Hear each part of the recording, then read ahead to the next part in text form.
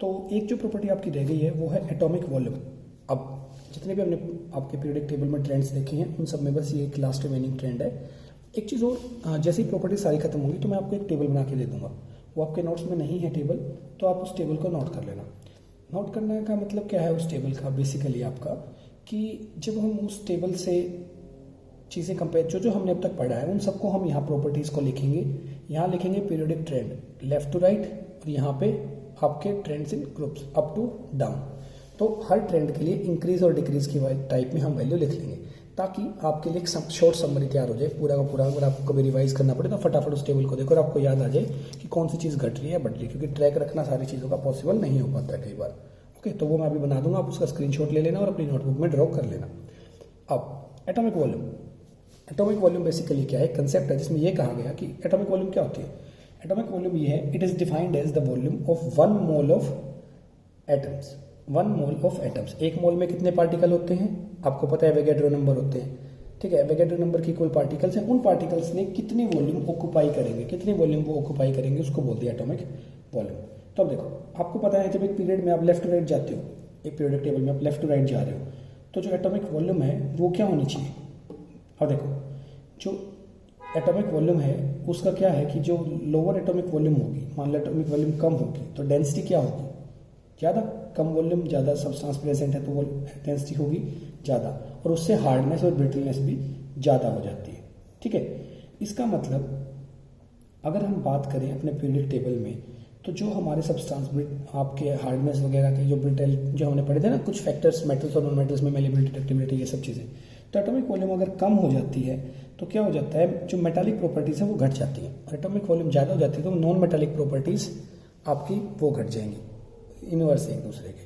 तो अगर आपसे पूछ लिया जाए हाईएस्ट एटॉमिक वॉल्यूम किसकी है पूरे के पूरे क्या आपका पीरियोडिक टेबल में, ठीक है, मतलब आपको बस इतना समझना है कि एटॉमिक वॉल्यूम अगर एटॉमिक वॉल्यूम मान लो डिक्रीजेस बोलते हैं कि काफ़ी कम हो जाए, तो देन जो एलिमेंट होगा, element will have high density, high density, ठीक है, हार्डनेस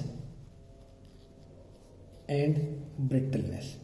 आपको ये याद रखना है कि अगर एटॉमिक वॉल्यूम आपकी कम हो जाती है, अगर एटॉमिक वॉल्यूम घट जाती है तो एलिमेंट की डेंसिटी, हार्डनेस और ब्रिटलनेस बढ़ जाएगी।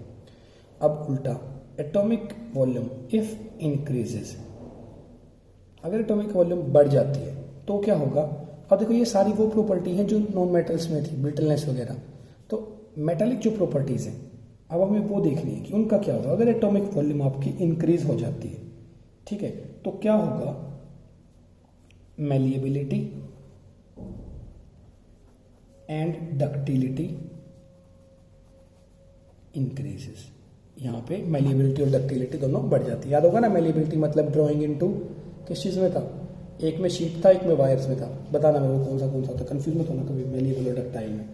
ठीक है, तो बस एटॉमिक वॉल्यूम का इतना ही है कि भाई एटॉमिक वॉल्यूम क्या कहाँ रोल प्ले करेगी, ये रोल प्ले करेगी। दूसरा, जब हम लेफ्ट टू राइट जाएंगे, ये ट्रेंड और ये ट्रेंड, अगर लेफ्ट टू राइट जा रहे हैं तो एटॉमिक वॉल्यूम वैलेंसी की तरह बिहेव करती है, ठीक है, लेकिन उल्टा, फर्स्ट डिक्रीजेज देन इंक्रीजेज, पहले घटेगी फिर बढ़ेगी, ठीक है, और अप टू डाउन आएंगे तो क्या होगी, एटॉमिक वॉल्यूम आपकी ये इंक्रीज होती है जनरली, क्योंकि नंबर ऑफ शेल्स बढ़ रहे हैं तो वॉल्यूम बढ़ रही है। यहाँ पे पहले डिक्रीज और फिर इंक्रीज क्यों होती है कि क्योंकि क्या है ना, एक लिमिट तक वो क्या हो रही है, घटती जाती है। क्यों, जब तक पैकिंग स्ट्रॉन्ग होती जाए, हाफ कॉन्फ़िगरेशन आ जाए, उसके बाद जब इलेक्ट्रॉन्स बहुत ज़्यादा हो जाते हैं तो उनकी रिपल्शन बढ़ जाती है आपस में। ये क्वेश्चन पूछा जाता है कि भाई वो फर्स्ट डिक्रीज देन इंक्रीज क्यों हो रही है। पहले तो कोई चार्ज बढ़ रहा है, नज़दीक आ रहे हैं सारे, ठीक बात है, रेडियस, लेकिन थोड़ी देर के बाद जब इलेक्ट्रॉन्स ज़्यादा हो जाएं तो उनमें रिपल्शन आ जाती है। रिपल्शन आने से लाइक चार्जेस क्या करते हैं, एक दूसरे को रिपेल करते हैं, वो एक दूसरे को दूर पुश करेंगे तो वॉल्यूम जो है वो उनकी बढ़ जाएगी, और वॉल्यूम बढ़ने के कारण हम क्या बोलेंगे, पहले तो एटॉमिक वॉल्यूम आपकी घटती है लेकिन बाद में बढ़ जाती है। फर्स्ट डिक्रीजेज देन इंक्रीजेज, पहले आपकी घटेगी फिर आपकी बढ़ जाएगी, ठीक है। अब देखो, नेक्स्ट टॉपिक पे जाने से पहले, नेक्स्ट टॉपिक जो आपका होगा वो डायगोनल रिलेशनशिप्स हम पढ़ेंगे। उससे पहले हमें क्या पढ़ना है, एक इंपॉर्टेंट फैक्टर कि जितने भी प्रॉपर्टीज हमने पढ़ी है हम सब उनको क्या करेंगे, ग्रुप में लिख देंगे। तो जितने भी अब तक हमने प्रॉपर्टीज ट्रेंड्स पढ़े हैं उन ट्रेंड्स की एक समरी करेंगे। तो आप इसको ऐसे ही लिख लेना समरी, और इसको अपने नोट्स में बना लेना, समरी ऑफ पीरियोडिक प्रॉपर्टीज। तो फटाफट लिखते हैं। सबसे पहले यहां पे लिखेंगे ग्रुप वाइज, यहां लिखेंगे पीरियड वाइज। इन चीजों में तो कंफ्यूज नहीं होगे ना, काफी बार बोल चुके हैं ग्रुप और पीरियड क्या होते हैं। पीरियड ऐसे 7, 1 2 3 4 5 6 7, ठीक है। ग्रुप ऐसे 18, ठीक है। तो कुछ प्रॉपर्टीज यहां लिख लेना, प्रॉपर्टी कौन कौन सी प्रॉपर्टी होती है, ठीक है। इंक्रीज और डिक्रीज ये लिखना है, सर ज्यादा कुछ नहीं लिखना। सबसे पहली प्रॉपर्टी हमने क्या पढ़ी है, atomic radius, atomic radius. Second property हमने क्या पढ़ी है, उसका मेटालिक कैरेक्टर, ठीक है। ये खुद से बनाई हुई चीज है metallic character. Third non metallic character, आपको खुद से वो देना है कि भाई हाँ ठीक होगा या गलत होगा, non metallic character. Fourth ionisation enthalpy. Fifth electron gain enthalpy. Sixth electronegativity. Seventh electro positivity. उसके बाद रिड्यूसिंग नेचर वगैरह होता है, उसकी हमें नीड नहीं है कि रिड्यूसिंग नेचर का क्या होगा, बट फिर भी लिख लेना एक। एट्थ रिड्यूसिंग नेचर, ये बता देता हूँ मैं आपको, आपको इतना कुछ सिग्निफिकेंस है नहीं इसका।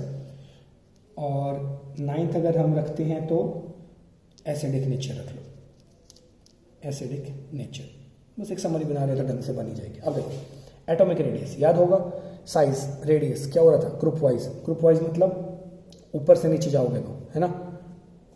यहाँ पे टॉप से बॉटम ऐसे लिख दिया मैंने, टी से पी, टॉप से बॉटम। ये एल से आर, लेफ्ट से राइट, टॉप टू बॉटम क्या होगा, एटॉमिक रेडियस इंक्रीज।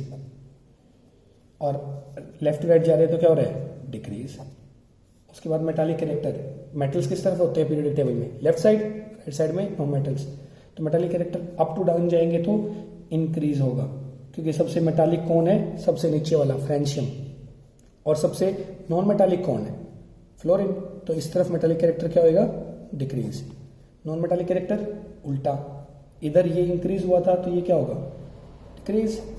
ये इधर डिक्रीज हुआ था तो ये क्या हो जाएगा, इंक्रीज। नेक्स्ट आयनाइजेशन एंथैल्पी, क्या था आयनाइजेशन एंथैल्पी, जब अप से डाउन जा रहे हैं तो इलेक्ट्रॉन का निकालना इजी था।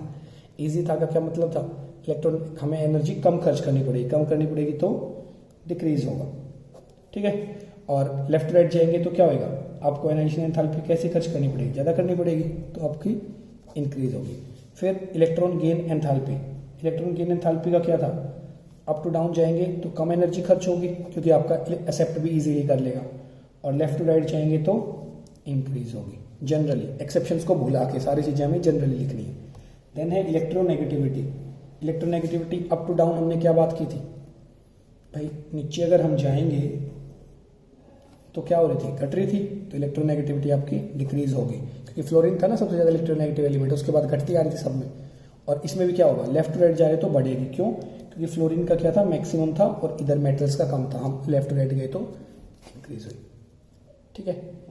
अब डिक्रीज इंक्रीज, इलेक्ट्रोपॉजिटिविटी। इलेक्ट्रोपॉजिटिविटी हमने बेसिक से जिक्र नहीं किया, लेकिन इससे उल्टी, ये डिक्रीज हुई तो ये increase, exact opposite of electronegativity.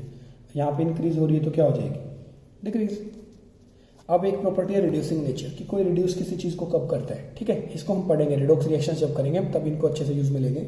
But क्योंकि सारी केमिस्ट्री आपस में रिलेटेड ही है, तो पीरियोडिक टेबल हमें बस आइडिया दे देता है, आगे हम इनको प्रूव भी कर देंगे कि ऐसा क्यों होता है। तो अभी बस आप याद रखना, रिड्यूसिंग नेचर अगर हम नीचे जाते हैं तो इंक्रीज होता है, ठीक है, और लेफ्ट टू राइट जाते हैं तो डिक्रीज होता है। अब देखो, मेरे को बताना नहीं पड़ना चाहिए, आपका एकदम से खुद माइंड में आना चाहिए। अगर रिड्यूसिंग नेचर इंक्रीज हो रहा है तो ऑक्सीडाइजिंग नेचर क्या हो रहा होगा, रिडॉक्स रिएक्शन उल्टी होती है ना, एक रिड्यूसिंग एक ऑक्सीडाइजिंग, तो इसका उल्टा हो जाएगा। Similarly acidic nature, acidic nature नीचे जाते हैं तो डिक्रीज होता है, और लेफ्ट टू राइट जाते हैं एसिडिक नेचर आपका तो इंक्रीज होता है। अब इसमें भी मेरे को आपको बताना नहीं पड़ना चाहिए कि एसिडिक नेचर अगर नीचे जाने पर डिक्रीज हो रहा है तो बेसिक नेचर क्या होगा, इंक्रीज, करेक्ट। तो ये आपकी थी समरी, किस चीज़ की समरी, जो भी हमने अब तक आपके वेरियस टॉपिक्स इस चैप्टर में कवर किए, कि भाई कौन सा किस चीज़ से कैसे रिलेट करता है, ठीक है। ये थी आपकी इस चैप्टर की समरी, इसको अच्छे से ड्रॉ कर लेना और याद कर लेना कि भाई जो प्रॉपर्टीज़ हैं हमने उनके बारे में बात की। अब देखो इस चैप्टर में इसके अलावा क्या रहता है आपका कि हमें एक बात करनी है कुछ एलिमेंट्स की आपस में रिलेशनशिप के बारे में, कुछ एलिमेंट्स के नाम के बारे में, उनका नाम कैसे रखा गया, ठीक है। और पीरियडिक टेबल जो हमारा long form of periodic table है, जो मॉडर्न पीरियडिक टेबल है, इसकी मेरिट्स क्या है। हमने हर एक की मेरिट और डिमेरिट बात की थी ना, लेकिन इसकी हमने मेरिट बात नहीं की। अब हमने सारी प्रॉपर्टी पढ़ ली, अब हम इसकी मेरिट की बात करेंगे। जैसे औरों की बात की थी ना हमने कि भाई इसकी अच्छी चीज़ें क्या थी या इसकी कमियां क्या थी, तो ऐसे ही हम इसकी भी क्या बात करेंगे, कमी और इसके फायदे, दोनों चीज़ों की हम आपके नेक्स्ट वीडियो में हम इसकी बात करेंगे कि भैया हमने सारे टाइप के पीरियडिक टेबल पढ़े, ये मॉडर्न पीरियडिक टेबल था सबसे ब्रॉड जो हमने सबसे डिटेल में पढ़ा है, तो इसकी क्या कमियां थी या इसके सब कुछ कमियां इसने दूर कर दी जो इससे पहले वालों की थी, ठीक है।